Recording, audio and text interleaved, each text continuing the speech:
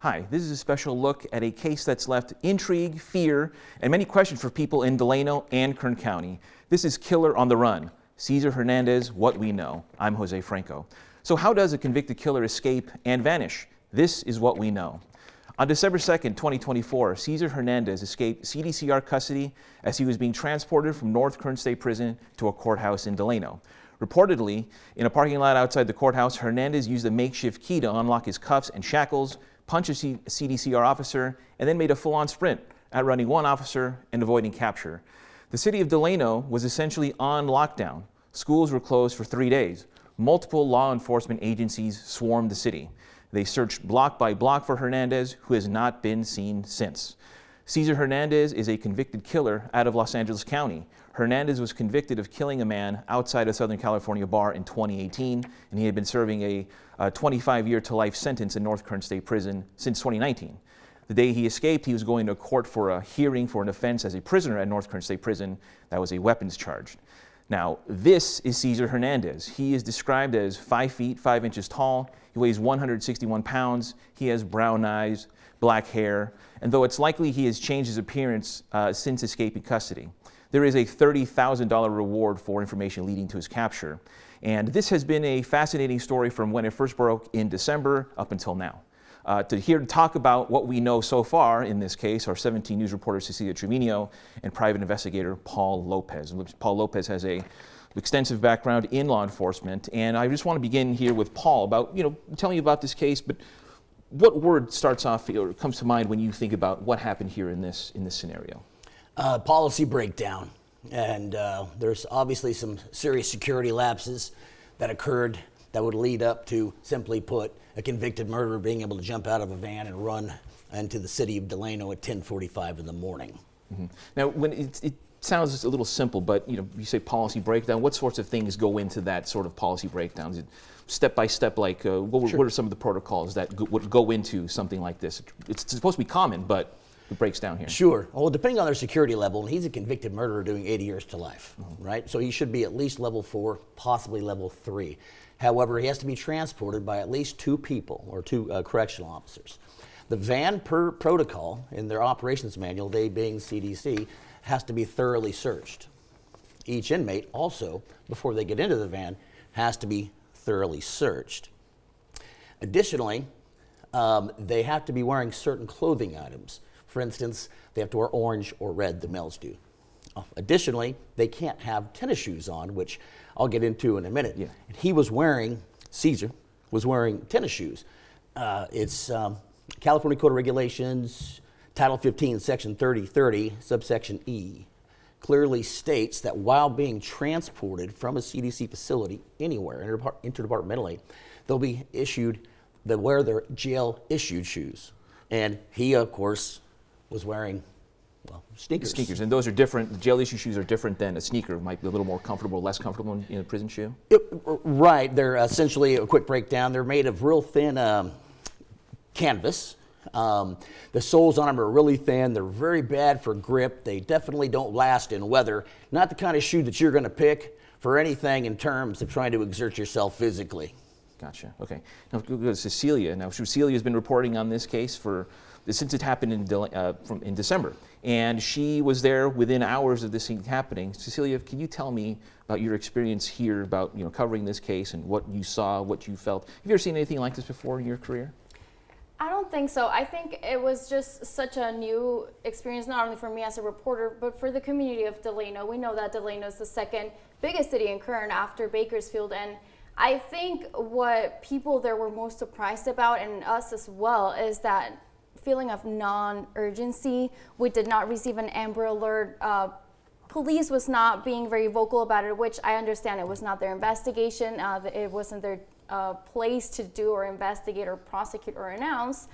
But the community wants to know if a convicted killer is out and about, and us as reporters, as media, we want to know so we can put the word out there, because we know that every second, every hour counts. That is one thing that people were telling us about, that they were frustrated, scared about not knowing much about what was going on. And I'm sure there's reasons for that. Paul, is there anything you could tell us about, the coordination between agencies and how difficult that may be at a time like that? Sure. This happened at 10:45 in the morning, and Cesar ran, as we saw on video, straight across the field with no waist chains or leg irons on. The officer behind him wasn't 300 yards. He was about 30 yards, essentially about 30 yards. Now, why? And he was able to disappear probably within 15 or 20 seconds of rounding a corner. He had to go somewhere quickly to go down, to hide. Law enforcement, if everything was done properly in protocol, would have set an immediate perimeter around the location, essentially roadblocks, right? Cordoned off the area. I think what you have here, and being in law enforcement for 28 years, retired now, and in multiple agencies, you had a problem with interdepartmental communication. For instance, it's in the city of Delano. City of Delano shows up, though, and says, it's the CDC's inmate. Well, then the sheriff's office shows up, essentially, and says, well, this is in the city. So nobody, in my opinion, and from talking to some people, really took fundamental, immediate, tactical control. There was a lot of, I don't want to say pointing fingers, but a lot of unsureness on who actually was responsible for this, because this is a situation with a convicted murderer running away. The whole community obviously is in danger, like you just said. If we don't have hours, this is seconds, minutes are what counts here. And unfortunately, I think the beginning portion of this got lost in translation. Sorry, so you wanted to add something to that, Cecilia? Yeah, again, everything that I say is from people that I interviewed or sources of not just my opinion, but people said, Delano, it's a 99, either north or south. Why wasn't it closed off? The city could have been, like you said, a perimeter of not letting any cars in or out, but that did not happen. And we saw the video there of Hernandez being chased by the officer, and a lot of people were saying, in addition to being upset, concerned about not knowing much, a lot of people have been asking about, did or could the officer have shot at Hernandez while he was on the run? There was video that we could see he was holding up maybe a taser or a gun. A handgun, yes. So is that something that is feasible at that point, or is that something that's part of policy, or what goes on in that decision? Legally, being that Mr. Hernandez is a convicted murderer running into a residential area, there's certain case law, Tennessee versus Garnered is one of them, that says if you're a fleeing felon subject and it was a violent felony and you're posed an immediate danger to the community, which you can articulate based on probable cause, you can. However, if the officer would have done that, I would patently have disagreed with it. And the reason for that is not because it wasn't justified, because if a convicted murderer gets into your house doing 80 years to life, I wouldn't want to be the person living there. Because they're either going to kidnap you, or they're going, unfortunately, realistically, they're going to kill you. Now, one of the 4 cardinal rules of safety when it comes to firearms is be aware of your target, but what's beyond your target. And if you really review the footage that was taken that particular day, you can see in broad daylight, maybe a 30-yard shot. That's a very difficult shot. Unlike you see on TV, officers don't get into shootings every day. Very few ever do in their entire career. And looking at this video here, if he were to fire around here, he's firing at a moving target while he's moving the officer himself, which the degree of difficulty, even for highly trained tactical police officers, skyrockets. Now, even more importantly, that if he would have missed, and most officers miss in the line of duty, about 20 to 30% of actual rounds that are fired from a police officer's gun hit the target. So we got to be worried about 70, 80, 90, 100, where's the rest of his bullets going? And if he would have missed, and I say this, I don't know the man, likely would have at least a few of the rounds, there was houses directly behind him, so no, he should not have shot. Gotcha. Okay. Well, that's interesting to know, because a lot of people did disagree with that decision. People out loudly asking questions about that. Cecilia, we also mentioned that during for over a couple days there, Delano was on lockdown, basically, where people were advised to stay out of the streets, don't go out anywhere unless they really needed to, and even schools were closed. You talked to a lot of people out there. What were some of the conversations that people were telling you? Or what were some of the conversations you had with people out there who you were out there talking to, just trying to figure out what's going on out here, but to the fact that schools were closed? It was, again, a new experience for them too, so it was very divided. I believe around half and half said, I think he might be hiding somewhere. The other half said, he's not here anymore. the schools were on lockdown for 2 days, and I believe the last 2 days of the week they just canceled classes altogether because, yeah, there's a lot of movement. You see a lot of police presence and other agencies aiding the police department and local agencies to search, and it can cause some just maybe panic or just fear among parents, people who might be scared that he's still around. So it wasn't as specifically lockdown, for the entire city or curfew, but rather if you can stay out of the way of agencies, please do. But nothing really concrete, nothing set in stone. Gotcha. Okay, and then for that, Paul, we were seeing the video here about the agencies going block by block, basically, right? Knocking on doors, seeing if backyards, seeing if he's around. And what's that search like? How do you split off a city like Delano, where it's just neighborhood streets, alleys? What's that process like? Right, it's very complicated. Obviously, this is a large area. Delano has approximately 50,000 people in it, and he could be anywhere by the time that they were able to get there and get organized. It's like trying to find, you've heard of the old adage, a needle in a haystack. Right. So you have to start somewhere. They would essentially set a perimeter on the last area seen, probably go out about a half mile based on any information they have, and then they would essentially start a grid search, just going from house to house to house. But patrol typically wouldn't be involved in a search like that. It's going to be very specific to your tactical teams, your SWAT teams, your special response teams. So it's a long and very arduous process. And let's be honest, if you knock on someone's door and the officers say, "May I come in?" They have the absolute constitutional right to say, "Well, no." So without a search warrant, Cesar could be sitting on the couch. We'd hopefully not, but we don't know that. And with that, I guess there was a lot of talk too about wondering, I don't know if you have shed any light on this, about whether or not he had help there, right? It seemed like maybe this was a planned, coordinated, he talked to someone on the outside and saying, "I'm going to do this," and it's going to happen that way. Is there anything you could speak about that? Have you ever seen anything like that? Have you ever had an investigation where you stopped that sort of thing from happening? Not personally, specifically to that, but I can give you my opinion in that this was absolutely a sophisticated, calculated escape.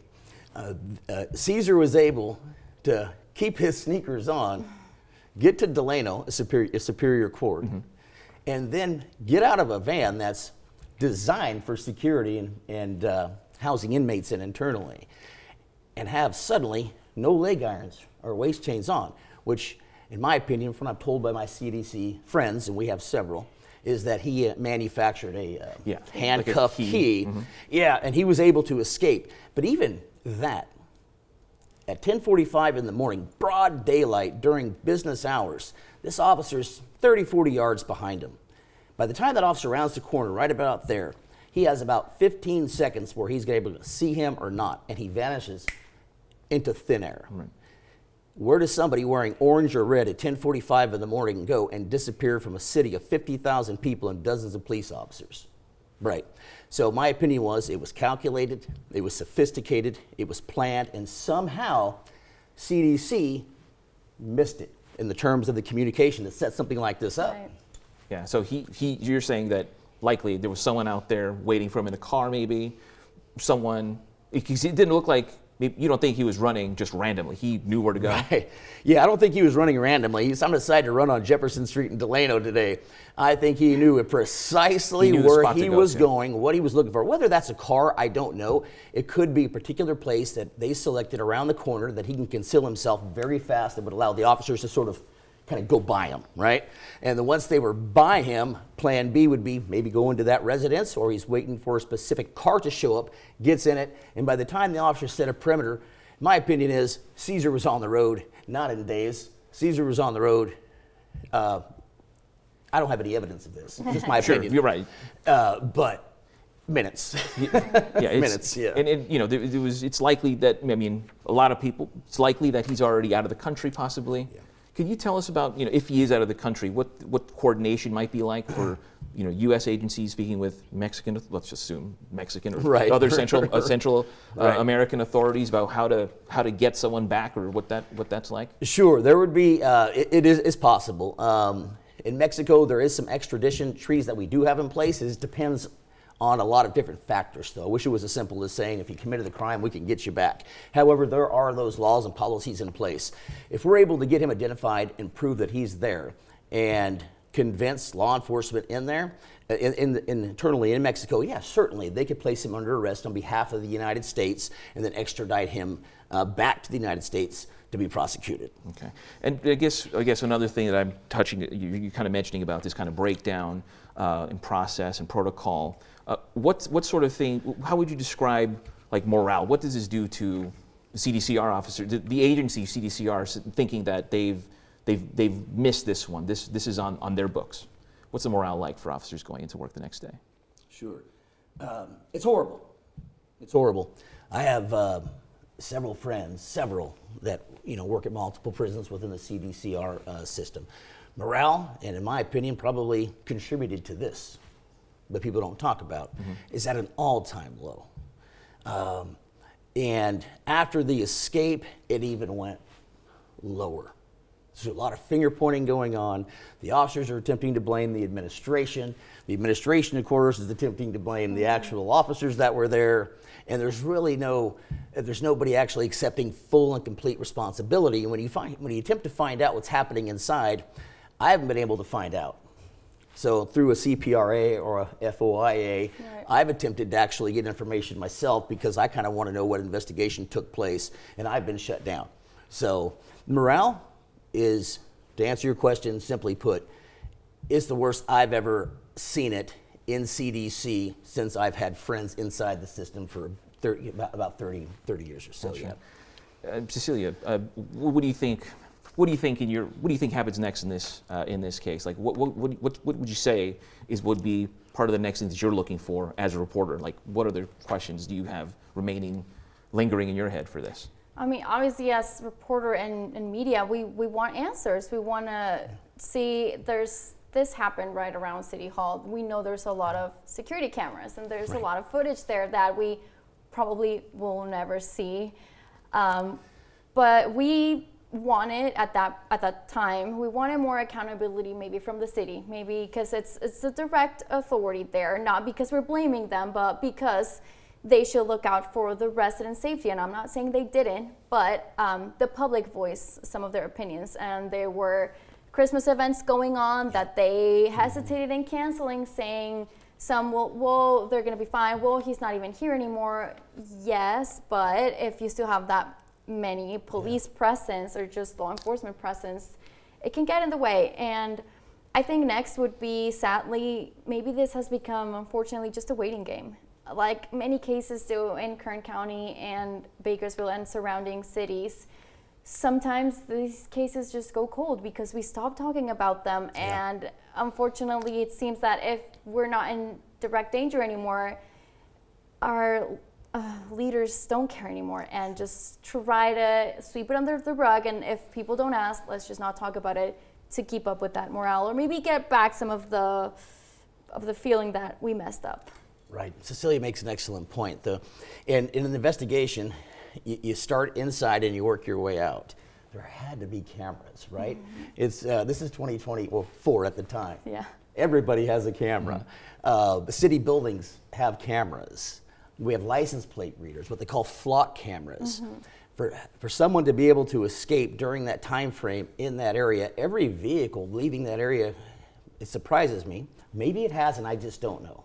Been documented. Plates ran. Based on the plates, looking for friends and associates of Cesar to narrow down your search.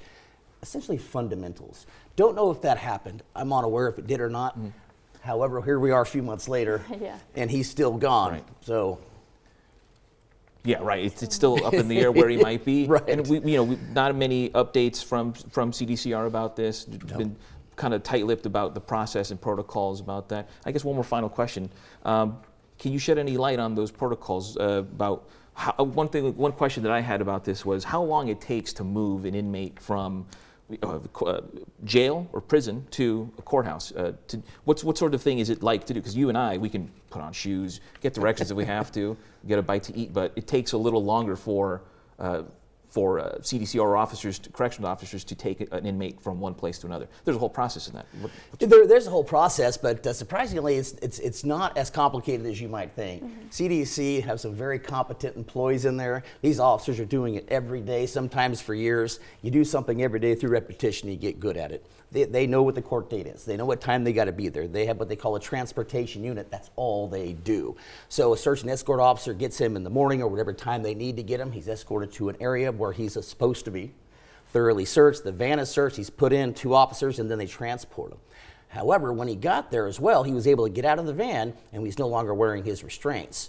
So why were his restraints, why wasn't it confirmed before the door was opened that he was wearing restraints? Typically, that's how protocol or their operations manual suggests that you handle these things, because you don't just open a door and suspect that a convicted murderer is going to be in handcuffs. Manufactured handcuff keys in jail systems, you'd be surprised. They're very easy to make, just like they make weapons, shanks, tattoo guns, stoves, ovens. What sort of, your experience, what sort of item can be turned into a key like that? Just anything, or anything? The internal mechanisms of a clock, part of a bedpost. Wow. Absolutely. Dental equipment that's stolen when they say they have to go to the dentist because they have a toothache, but they're able to get contraband. Medical devices that they steal from medical appointments. It's infinite. They are so resourceful inside prison. It would amaze most people. A lot of these prisoners are very sophisticated. I know they committed crimes. I'm not justifying that by any means, but don't mistake intelligence with education. Right.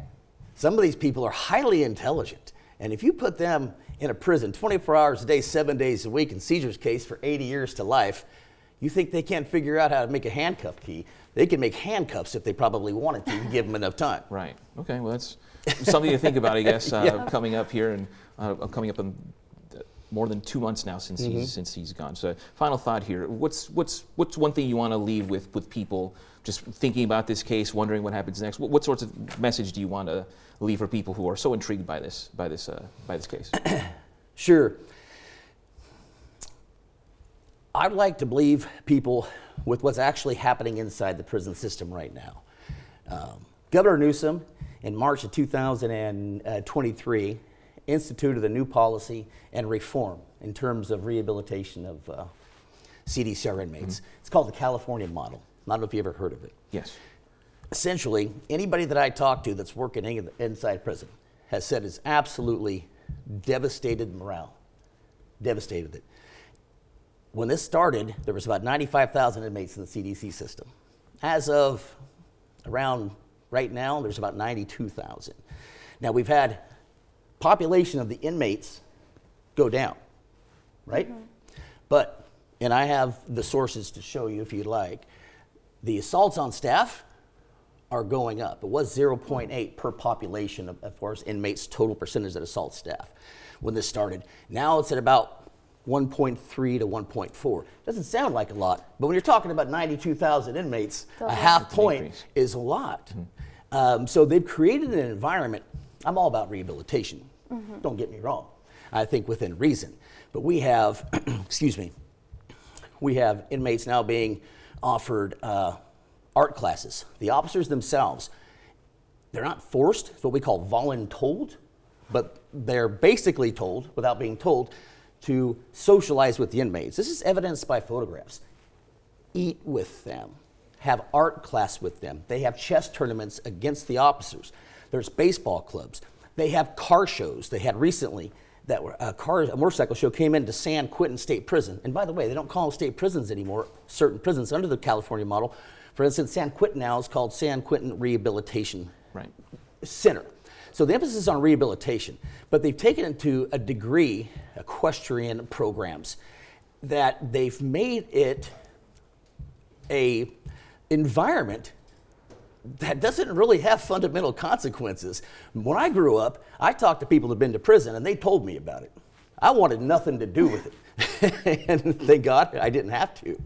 Now, you can go in and get a college degree, have art class, do pottery, ride horses, and they normalize the interior through murals and literally like shopping areas. They have iPads, telephones. They can communicate with their family members through iPads now. It's gone to the point to where you're taking the corrections part, the C, completely out of it, and you're at the R. Jeff McComber, he's the current secretary of CDCR. They asked him in an interview, a reporter, they said, well, what is your feeling about families of victims saying that there's no consequences for the inmates that committed sometimes these heinous crimes? And he simply said, I'm not in the I'm paraphrasing. I'm not in the consequences business. He said the consequences were at court. Yeah. Now it's mine. Now I rehabilitate. Well, what am I supposed to tell my 15-year-old? Don't make any mistakes. You don't want to go to prison. But if you do go to prison, you're going to be able to get a degree and hang out with correctional officers like they're your friends. And when they became friends, as they suggest they want officers to integrate with inmates, what's happening is there's no separation in terms of a disciplinarian and not a disciplinarian. Mm-hmm. So the officers talking to them, they're afraid to do their jobs. They are scared because they don't want to sit around and socialize with inmates. They have to have some sort of separation, but they're having what's turning into what CDC wants is sort of a paid friendship. And when you have that, sometimes you don't want to search your friends. Sometimes you don't want to upset people. And there's a lot of that currently going on. It's a story, in my opinion, because CDC is going to tell you how great it's working. And I can tell you from talking to everybody inside, it just is not. We have to do something about that because the Cesar incident, Hernandez, could be directly contributed to the California model because prisoners, or inmates, or officers, they don't want to even search or put their hands on inmates because in their culture now, it's looked at as being negative. And they don't want to suffer any sort of disciplinary action or get a reputation for being out of protocol. Right. I can see how that happens. And I guess, sure. So a couple words. Cecilia, any final thoughts on what's going on this story, on what happens with Cesar? I guess just being a reporter, being in the news, something that we hear a lot is hold people accountable, hold law enforcement accountable, or leaders accountable. The people that should have done their job, we need to hold them accountable for not doing it correctly. Just this time, I'm not generalizing, I'm not going back to pointing fingers, but we need answers, not only as a reporter, but I think as a community. Kern needs more answers and more closure for a lot of cases, not only this one. Right. Okay, well, that's so interesting, and I'm sure there's going to be much more ahead here. And that's it for now for Cesar Hernandez, what we know. Be sure to stay up to date with us on the latest developments on this story and much more on KGT.com. I'm Jose Franco, and thank you for watching.